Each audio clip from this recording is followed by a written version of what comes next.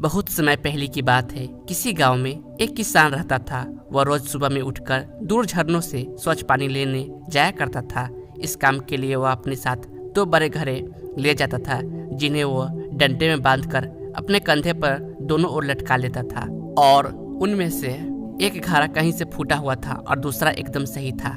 इस वजह से रोज घर पहुंचते पहुंचते किसान के पास 1.5 घड़ा पानी ही बच पाता था। ऐसा 2 सालों से चल रहा था। सही घड़े को इस बात का घमंड था कि वो पूरा का पूरा पानी घर पहुंचाता है और उसके अंदर कोई कमी नहीं है। वहीं दूसरी तरफ फूटा घड़ा इस बात से शर्मिंदा रहता था कि वो आधा पानी ही घर तक पहुंचा पाता है और किसान की मेहनत बेकार चली जाती है।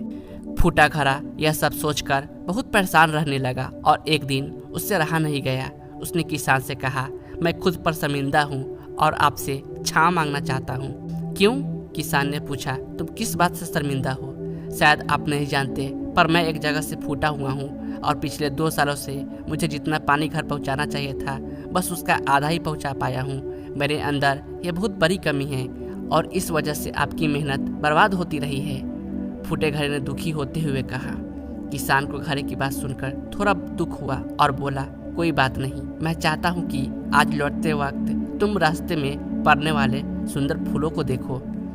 घड़े ने वैसा ही किया। वह रास्ते पर सुंदर फूलों को देखता आया। ऐसा करने से उसकी उदासी कुछ दूर हुई, पर घर पहुंचते पहुंचते फिर उसके अंदर से आधा पानी गिर चुका था। वह मायूस हो गया और किसान से क्षमा मांगने लगा।